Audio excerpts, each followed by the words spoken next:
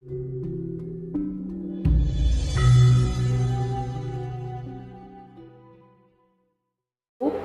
kaya dan memang pengalaman, memang pemberani dan kenceng begitu, kenceng. Nah, oleh karena itu entah jalannya bagaimana, mereka akan mengharapkan wakilnya yang akan menjadi RI 1. Oleh karena itu lewat jalan apa saya tidak tahu, ini cuma hitungan prediksi ya. Jangan-jangan Pak Prabowo diperpendek umurnya oleh orang-orang Jakarta. Ya ini maaf, mudah-mudahan tidak ya. Iya. Kalau, itu aja. Kalau yang jenang paparkan termasuk profilnya Pak Prabowo kan bagus berarti. Bagus. Tegas. Iya. Iya. Punya integritas yang tinggi. Seperti zaman Bung Karno. Bung Karno kurang bagus apa? Kurang tegar apa? Kurang hebat apa pola pikirnya? Justru menjadi target ya karena Indonesia nggak senang mereka Indonesia kuat. Senangnya Indonesia lemah. Indonesia lemah itu sekarang masyarakatnya sudah lemah. Akhir-akhir ini digiring menjadi negara agama, kekuatan menjadi negara agama. Jokowi juga diam saja. Kenapa diam saja? Misalnya kekuatan kelompok kecil, ya kelompok kecil yang demo ruam tentang gini-gini, itu tidak boleh. Negara Pancasila itu udah maksimal. Kalau misalnya seorang pimpinan negara di Republik Indonesia itu tegas, boleh. Agama apapun boleh di Indonesia, Islam, Kristen, Hindu, Buddha, Konghucu, Ngebong, Tupo, Nyedit, segala macam boleh. Tapi semua oknum warga negara yang pengen menjadi tokoh agama harus lulus Pancasila dulu. Kalau tidak boleh. Itu baru negara. Nah, kita 360 juta manusia kemosok kalah dengan kelompok kecil-kecil yang hiruk pikuk. Sana memang dananya besar sih, dibiayai. Sama kapitalis imperialis dibiayai karena kapitalis imperialis dari barat itu sudah menikmati hampir 500 tahun negeri yang namanya Nusantara di zaman VOC. Coba dalam salah satu gunung ya, mulai dari Banyuwangi sampai ke Banten sana Dek, gunung itu isinya mineral Dek, isinya perak, isinya uranium dan isinya platinum kalau nggak salah itu ya. Itu saya punya batunya, saya ambil. Nah, contoh. Betul itu. Saking hebatnya negeri kita. Di Ternate salah satu pulau. 90% itu emas di situ. Makanya saya sejak 2008 itu menghimpun kerajaan-kerajaan untuk nanti itu kalau NKRI itu presiden republik itu wis kesel, kerajaan itu tampil lagi. Karena kalau republik kan masih 76 tahun yang lalu. Tapi kalau kerajaan ratusan tahun yang lalu sudah ada. Dan kaya kerajaan kita itu kaya raya. Nah ini saya himpun mulai tahun 2008. Nah ini nanti mau berkumpul lagi. Panitianya kecil sudah dibentuk dari dalam Keraton Jogja. Kemarin dari Ternate sudah telepon, sekarang berada di Surabaya. Mungkin besok atau lusa sampai di sini. Ya rembukan masalah itu pendekatan para raja-raja itu. Itu beliau-beliau para raja itu punya visi istilahnya mau merubah bentuk negara atau bagaimana itu yang? Nanti begini, raja itu adalah kerajaan, ya kerajaan adalah sentral budaya. Misalnya Keraton Solo, Keraton Yogyo, ya kelihatannya bangunan biasa. Kalau rumah saya itu yang bangun tukang. Tapi kalau kerajaan dulu Mas, yang buat itu entah tiang, entah sokon, entah usuk itu mesti empu, tirakat dulu, syarat-syarat tertentu, itu budaya. Oleh karena itu politik, raut muka terdepannya itu adalah budaya. Kalau budaya sudah rusak, berarti politik itu kacau balau. Ya toh? Inilah, kembali ke kerajaan itu kita akan kembali sistem demokrasi kerajaan, memang monarki absolut. Dan ini yang ditakuti oleh Barat. Buktinya apa? Zaman Bung Karno itu sebenarnya waktu pertama kali menjadi presiden itu sudah monarki. Bung Karno sebagai kepala negara. Pelaksanaan politiknya dilakukan oleh Perdana Menteri Pak Syahrir. Ya itu ya.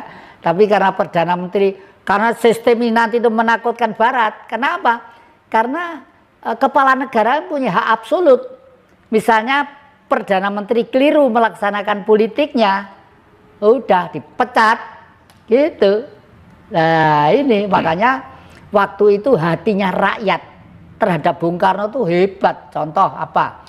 Begitu meninggal tahun 71, kan dari Jakarta jenazahnya itu dibawa ke Abdurrahman Saleh, terus dibawa ke ambulan ke Blitar. Di jalan-jalan itu dek, waduh namanya orang nangis tuh penuh, orang desa pucuk gunung pada mudhun kabeh menghormati pimpinan negara yang memang langka dan pelopor pertama itu. Sangat dicintai. Sangat dicintai. Dan itu semua teori yang dilakukan Bung Karno, teori kuno. Maaf, saya itu dalang wayang Purwo, masih punya wayang satu kotak itu ya. Mahabharata itu tidak dari India, orisinil dari Pulau Jawa. Kita itu orang Hastina itu kita ini loh dek. Orang Hastina itu orang bermacam-macam adat, suku dan bahasa, tapi satu negeri Pulau Sabang Merauke. Dulu Nusantara malah ndak Sabang Merauke, dulu Nusantara ya. Itu. Lah, supaya orang ini tabiat kelakuannya baik, itu karakternya harus pendowo. Kalau jadi raja, jadi ratu, jadi presiden, itu harus seperti Puntadewa. Apa Puntadewa itu? Kakinya itu ndak ngambah di lemah, ngambang begini. Ojoto satru, artinya manusia yang tidak punya musuh. Karena semua umat rakyat itu adalah dicintai dan dikasih. Ya, digambarkan ini tidak ngambah lemah itu artinya tidak kami bandanen. Oleh karena itu Puntadewa itu digambarkan sangat sederhana. Tapi bangsa dan negara harus seperti Bratasena. Gamane apa? Kuku Ponconoko, Poncosila. Ya itu Pancasila itu. Ya, terus manusianya harus bagaimana? Manusianya itu harus lembut, sabar, ganteng. Digambarkan sebagai Arjuna yang selalu dimong, Semar, Gareng, Petruk. Ya, kalau Bagong itu tambahan. Itu kalem tuh Arjuna itu kalem. Nah, lain dengan Cakil dengan raksasa itu pola tidak karu-karuan tapi kena seblak sapur Arjuna.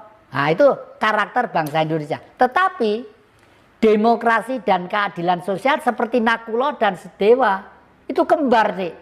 Yeah. Apa gunanya hiruk pikuk pemilihan umum?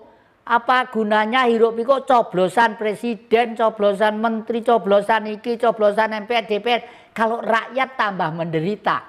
Artinya Nakulo Sedewa ini nggak dilakoni sama sekali. Loh, teori ini Mbak Dewi itu teori hebat loh, hebat. Oke, yang saya sambung tadi itu ke termasuk pertemuan raja-raja tadi. Kalau toh memang itu mereka itu ingin membuat perubahan ke sistem monarki, apa hal tersebut itu tidak mengkhianati founding father kita, ya termasuk Pak Karno yang istilahnya memproklamasikan negara kita. Apa itu tidak justru mengkhianati perjuangannya Pak Karno sendiri itu? Justru melaksanakan, ya, justru melaksanakan tapi tidak mengkhianati. Karena apa?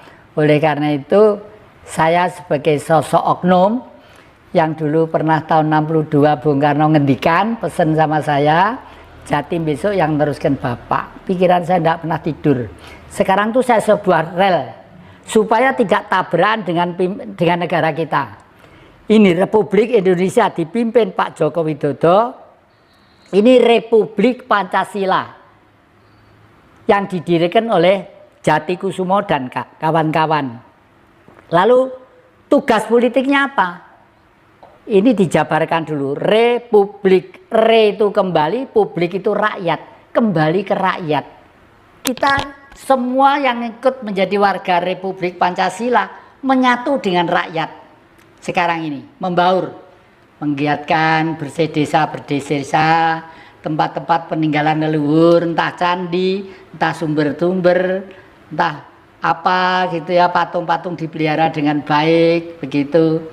Nah itu, nah nanti ini terus ke sana terus. Nah ini mulai interaksi dan raja-raja sudah sangat setuju karena dulu pernah saya kumpulkan di Trowulan tahun 2008. Dan nanti itu untuk bertemu kembali sudah ada Dr. Sriono dari dalam Yogyakarta, ini dosen di Gama, itu menjadi panitia kecil. Dalam waktu dekat ini akan menentukan pertemuan raja-raja, tidak banyak dulu, mungkin sekitar 68 kalau tidak 48. Tadi pagi telepon, entah nanti itu tempatnya minta di Singosari atau di Blitar atau di Mojokerto atau di mana. Begitu, untuk berpikir gitu ya, karena dari raja-raja itulah nanti kita harapkan beliau-beliau itu bisa menata lingkungan masing-masing, warga kerajaan masing-masing sebagaimana Yogyakarta. Kenapa kok Yogyakarta kita pakai contoh? Yogyakarta itu daerah istimewa.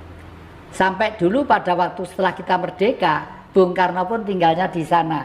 Karena di Jogja itu bagaimanapun bumi itu milik kerajaan. Silahkan kamu hidup 7 turunan, 1000 turunan boleh, asal tidak kamu jual.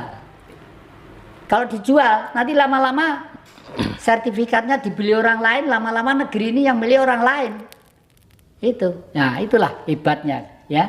Terus itu yang jadi satu contoh sistem kenegaraan untuk menyelamatkan Ibu Pertiwi Jogja itu boleh lah ya, boleh. Berarti tetap bentuknya kesatuan nanti itu. Ya tetap kesatuan. Cuman sistemnya bukan republik lagi. Bukan republik. Iya. Cuma nanti dipimpin oleh istilahnya raja, tapi raja di raja. Membawai raja-raja kecil. Kepala suku adat di timur sana itu ya termasuk raja deh, kecil-kecil. Iya, iya. Itu mbak itu. Kalau menilik ke masa lampau, waktu zaman kerajaan dahulu kan, terus pada cerita di sejarah itu kan kerajaan-kerajaan itu kan banyak juga terjadi intrik-intrik politik di dalam perebutan kekuasaan, terjadi pembunuhan.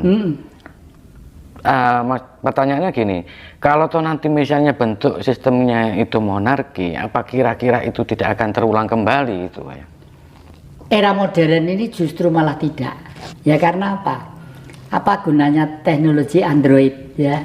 Nanti katakanlah setiap kampung itu dipasang CCTV, ditampang ini, dan nanti pemilihan umum bila perlu tidak usah ada.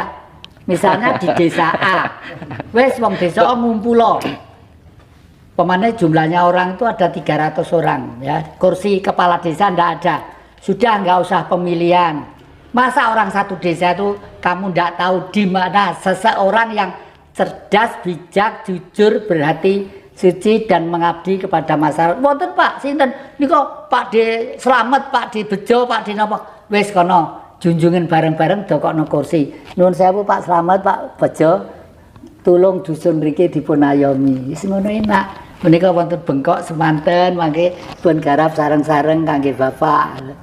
Terus kalau model kayak gitu kekuatan legitimasinya kayak apa itu yang kan hanya terkesan sepihak dalam penunjukan salah satu pimpinan, entah itu kepala desa atau nanti camat, bupati dan seterusnya. Lah pemilihan umum coblosan itu kan golek wong sing apik, Adik. Iya. Tapi lewat tukaran. Lah iku golek wong sing apik tapi lewat musyawarah dan mufakat. Iya. Lewat musyawarah dan mufakat. Iya. Oh, jadi nanti tetap itu hanya istilahnya mungkin dari trah penunjukan ahli waris, mungkin putra raja, putra mahkota. Enggak. Bukan begitu. Enggak, mencari sosok person, perorangan. Tidak harus pewaris tahta nasab. Garis keturunan enggak. Enggak ada garis keturunan, enggak. Tetap yang bijak. Tetap yang bijak. Nah, nanti secara nasional yang raja di raja nanti tetap musyawarah nasional. Misalnya Jawa Timur mimpin sapa? Oh mimpin nyuwun Pak Indra kemawon. Atau Pak niki. Jawa Tengah milih sapa? Secara nasional sing kuat iki ya wis monggo lenggah. Berarti tetap ada fit dan proper test nanti. Oh iya. Fit proper test itu nanti lembaga yang istilahnya punya wewenang ke arah situ nanti kira-kira yang mana yang kalau sistemnya monarki itu. Ya monarki itu kan dipilih oleh perasaan, Dik. Okay. Oleh perasaan, tidak oleh pikiran. Hanya itu saja kok bedanya. Seperti di rumah saya ini ada Bu Jati, ada anak, ada cucu gitu. Nah saya sebagai orang tua tidak memaksakan diri harus di sini tuh rumah harus gini, harus enggak pernah. Semua saya beri kemerdekaan. Anak-anak saya itu ada yang hanya di kamar saja. Ternyata apa? Saya pikir kok males deh anak saya itu satu kok di kamar nggak pernah turun. Anak lagi satu-satunya. Ternyata dia itu dosen online ngajar musik dan kelasnya itu Asia. Waduh, makanya di kamar itu bawa alat-alat organ-organ gini. Jadi ngajarnya cuma di situ. Itu zaman baru, itu zaman itu ya. Demikian juga nanti